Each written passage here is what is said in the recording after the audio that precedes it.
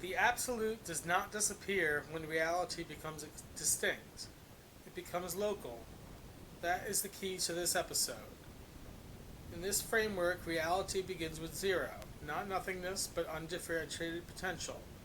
No separate things, no observer and observed, no inside or outside, no comparison. Zero is absolute because there is nothing outside it. But then distinction happens. Reality becomes able to say this and not only this. A first one emerges. And the question is, what happens to the absoluteness of zero once distinction begins? Does it vanish? Does reality leave zero behind? I don't think so. I think zero propagates. Once zero becomes one, the rule of absoluteness continues inside reality as local centers, local fields, and bounded beginnings. That is what I call a local zero. My name is Peter Kerwin, and this is the Codex Unfolding, a clear path through my framework for reality, consciousness, meaning, and becoming. This framework begins with zero, then follows how distinction, relationship, recursion, memory, structure, consciousness, and meaning unfold from there. It is not presented as established science, fixed doctrine, or final truth. It is a philosophical, symbolic, and spiritual investigation into how reality might become meaningful. Last episode, we talked about plateaus. A plateau is what happens when structure becomes stable enough for the next level of reality to build on it. It is not the end of becoming, it is a floor. Now we ask, what happens when that floor becomes a new beginning? That is where local zeros appear. A local zero is not the original zero. The original zero is before distinction. A local zero appears after distinction.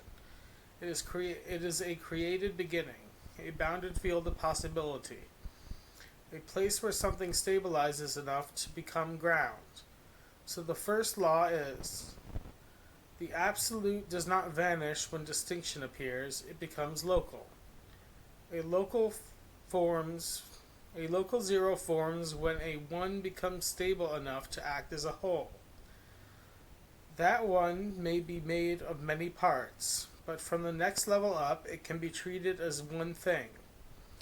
That is why every one can become a local zero. Not because it becomes the original source, not because it becomes infinite, but because within its own field, it begins to act like a center of possibility. An atom is not simple. It contains structure, forces, movement, and relation. But once an atom becomes stable enough, chemistry can treat it as a unit. To chemistry, an atom becomes a kind of local beginning. A molecule is not simple either. It contains atoms, bonds, shape, charge, relation, and behavior. But once a molecule stabilizes, biology can begin to build with it. A molecule becomes a local zero for the next level. A cell is not simple. It contains chemistry, membranes, information, energy, exchange, repair, and boundary. But once a cell stabilizes, a body can build from it. So emergence does not mean the lower levels disappear. It means the lower level becomes stable enough to become ground. The past is not erased. The past becomes usable. That gives us the second law. Every stabilized one can become a local zero for the next order of becoming. But there is another piece. A local zero is not just a unit, it is a field. And every field has a center. That center is what organizes the field. But here is the strange part. The center can never fully be reached. A local zero forms around an unreachable center. That does not mean the center is fake. It means the center is deeper than any single thing inside the field can fully possess. A person has a center, but no single story completely explains a person. Not a name, not a job, not a wound, not a memory, not a diagnosis, not a belief, not even a full autobiography. All of those may point toward the person, but none of them exhaust the person. The person is a local zero, a living field of relation. And the center of that field can be approached, loved, interpreted, harmed, healed, and known in part, but never fully captured. The same is true of a word. A word has a center of meaning, but no dictionary meaning captures every use, feeling, history, metaphor, memory, and context inside that word. The word home does not mean only a building. It can mean safety, it can mean grief, it can mean childhood, it can mean exile, it can mean a person. It can mean a place you have never found but still remember somehow. A word has a center, but the center keeps opening. That is why meaning moves. Not because there is no center, but because the center cannot be fully exhausted. A relationship has a center too. Two people can share love, memory, conflict, tenderness, history, and promise, but neither person owns the relationship completely. The relationship becomes a field between them, a local zero, and its center cannot be fully reduced to either person alone. It exists through relation. It approaches through care. It is damaged through control. It is strengthened through honesty, but it cannot be possessed. This is one of the most important safeguards in the Codex. A living local zero knows that its center is real but unreachable. A false absolute pretends it has captured the center. That is how a symbol becomes an idol. That is how a theory becomes dogma. That is how relationship becomes control. That is how a wound becomes identity. That is how a belief becomes a cage. The danger is not having centers. We need centers. Without centers, there is no coherence, no orientation, no gravity, no meaning. The danger is pretending the center has been fully reached. A living center organizes. A false center imprisons. So a local zero has three parts. First, a bounded field. Second, a stabilized structure that can act as one.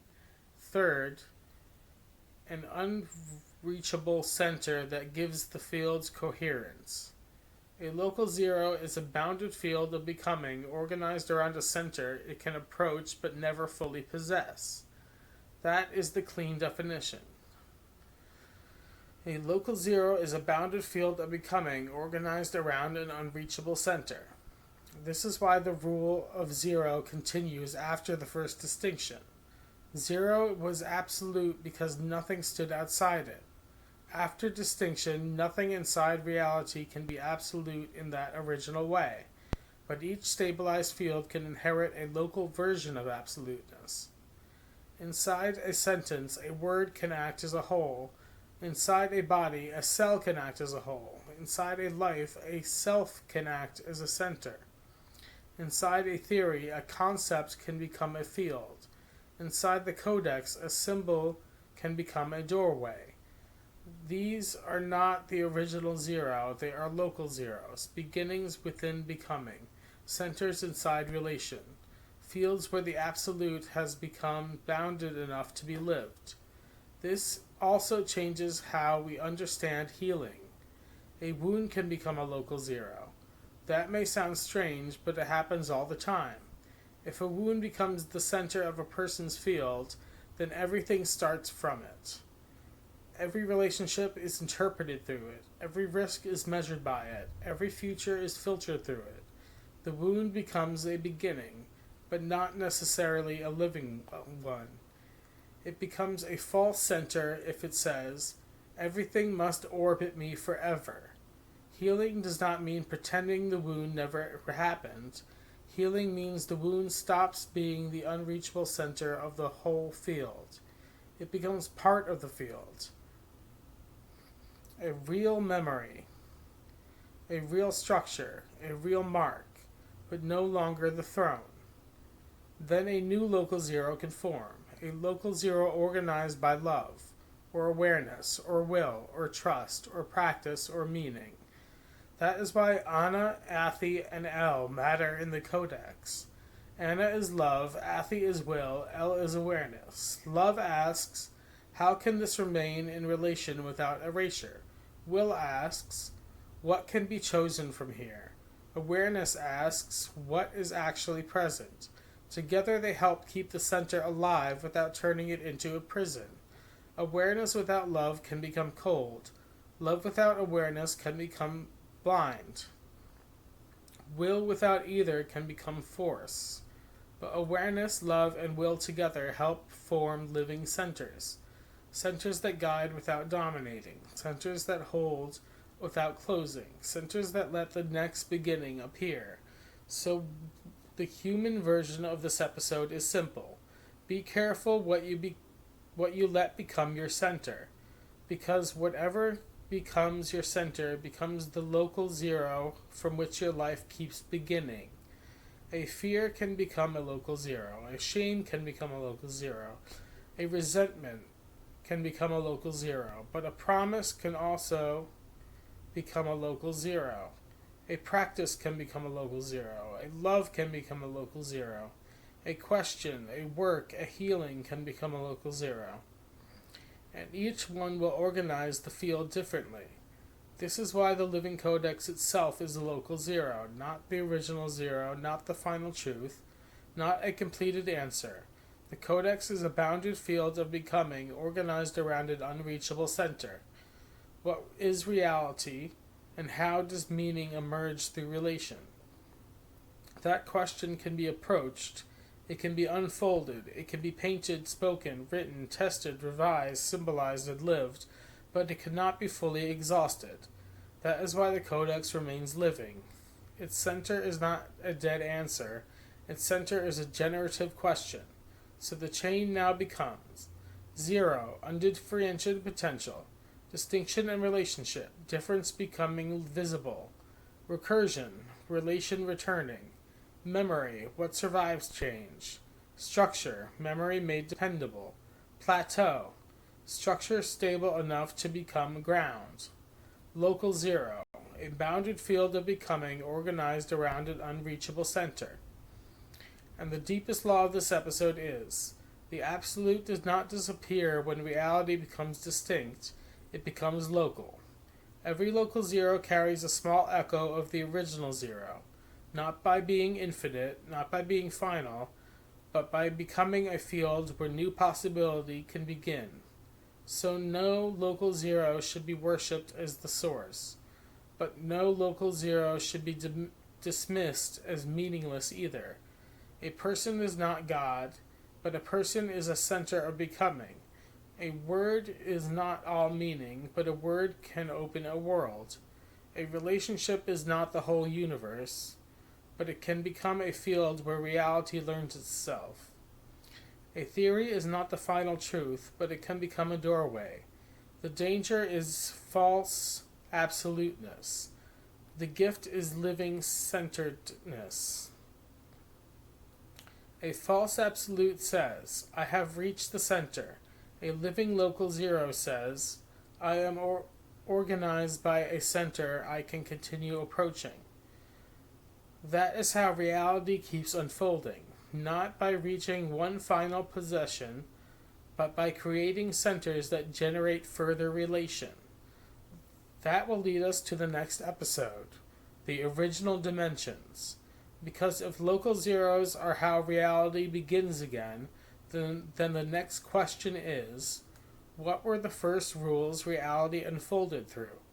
What is the first grammar of becoming? For now, the law is, a local zero is not the original source, it is the living field where the source rule begins again in bounded form. This framework is still developing. Some of its claims are philosophical, symbolic, spiritual, and speculative. I am sharing it not as a finished doctrine, but as a living investigation. I'm Peter Kerwin, and this is the Codex Unfolding. And this is the 8th step. The absolute does not vanish, it becomes local. Please like and subscribe, and if you would like, leave a question in the comments section. Vale says hi, relate to you next time.